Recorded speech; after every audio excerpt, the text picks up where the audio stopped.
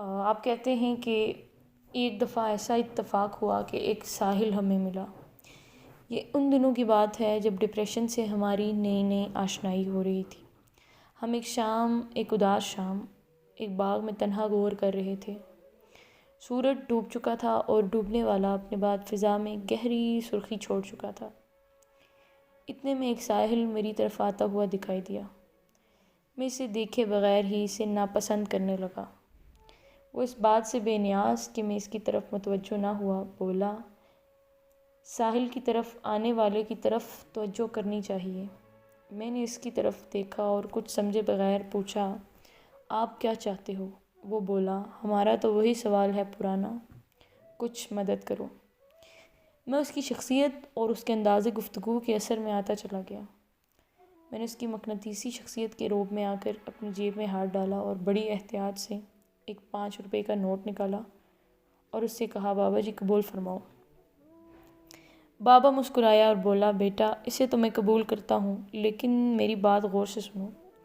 میں بھیجا گیا ہوں تمہیں یہ بتانے کے لیے کہ تم جس کو پریشانی سمجھ رہے ہو یہ تو ایک اچھے دور کا آغاز ہے۔ جب یوسف علیہ السلام کنویں میں گرائے گئے تو انہیں معلوم نہیں تھا کہ یہ نئے سفر کا آغاز ہے، پیغمبری کا سفر، بادشاہت کا سفر، جہاں ایک دور ختم وہیں سے دوسرے دور کا آغاز ہوتا ہے۔ کبھی مایوس نہ ہونا اور ساحل کو کبھی جھڑکی نہ دینا۔ ساحل محسن بھی ہوتا ہے اور معلم بھی۔ بابا بولتا جا رہا تھا اور لفظوں کی چراغ من میں اجالا پیدا کر رہے تھے۔ میرے بارے میں کچھ ایسی باتیں فرما رہے تھے جو صرف میں ہی جانتا تھا۔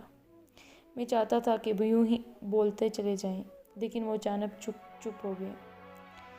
میں نے کہا، مزید ارشاد؟ بولے، نہیں۔ میں نے کہا، کیوں؟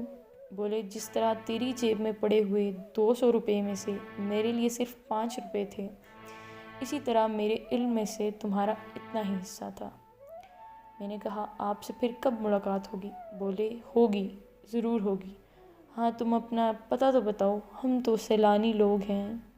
بابے نے جیب سے ایک سنہری رنگ والا پوسٹ کارڈ سائز کا کارڈ نکالا۔ میں نے اپنا پتہ لکھ دیا، دستخط کر دیے۔ روشنی ختم ہو چکی تھی۔ بابے نے کہا، اچھا بیٹا، اب میرے پیچھے نہ آنا، میں جا رہا ہوں۔ بابا ایک طرف کو ہو لیا، لیکن میں اس کے پیچھے چل پڑا۔ مگر کہاں تک؟ بابا غائب ہو چکا تھا، ڈپریشن ختم ہو چکا تھا، نئے عنوان ظاہر ہو رہے تھے۔ بابا فقیر سرشار کر گیا۔ بات ختم ہو گئی، لیکن بات ختم نہیں ہوئی۔ سکوت ڈھاکہ پر پھر دوبارہ ڈپریشن کا شکار ہوا۔ ایک شام نماز مغرب کے بعد مسجد سے نکلے، گہری شام ہو چکی تھی۔ میں نے دیکھا کہ میرے آگے آگے ایک بزرگ صورت انسان چل رہا ہے، لمبے بال، ننگے پاؤں، ہاتھ میں تسبیح۔ میں اس کے پیچھے ہو لیا۔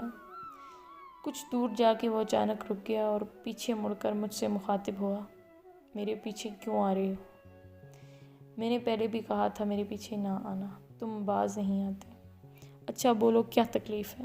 میں نے کہا، کچھ نصیحت ہی۔ بولا، ساحل کو جھڑکی نہ دیا کرو، ہم لوگ محسن ہیں، معلم ہیں، ڈپریشن کی ضرورت نہیں، تم ہم سے زیادہ فکر مند ہو، سب ٹھیک ہو جائے گا۔ اتنے میں بابے نے جیب سے ایک کارڈ نکالا اور کہا، مجھے اس پتہ پر پہنچا دو۔ میں نے کارڈ دیکھا، میرا ہی نام، میرا ہی پتہ اور میرے ہی ہاتھ کر لکھا ہوا، دستخط بھی میرے ہی بقلم خود۔ میرے پاؤں تلے سے زمین نکل گئی۔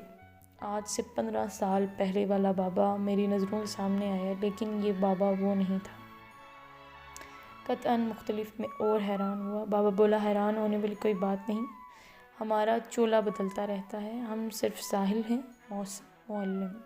ہماری شکل و صورت کچھ بھی ہو، ہم وہی ہیں، تمہیں عطا کرنے کے لیے آتے ہیں، ہماری طرف غور کیا کرو۔ ہم پیسے مانگتے ہیں تو صرف اس لیے کہ تم بخیل ہونے سے بچ سکو۔ ہم تم کو سخی بنانے کے لیے آتے ہیں، سخی، اللہ کا دوست، صرف ساحل کے دم سے۔ ساحل کو چھڑکی نہ دو۔ بابا پھر غائب ہو گیا۔ ڈپریشن ختم ہو گیا۔ اندھیرے میں روشنی پھیل گئی، مایوسیوں میں امید کے چراغ جل اٹھے۔ کارِ سازِ ما فکر کرما، آج تک وہ ساحل میری نظروں کے سامنے ہے، معلم، محسن، بخیل کو سخی بنانے والا۔ غیر اللہ کو حبیب اللہ بنانے والا، جھڑکی کے لیے نہیں ادب و احترام سکھانے کے لیے آتا ہے۔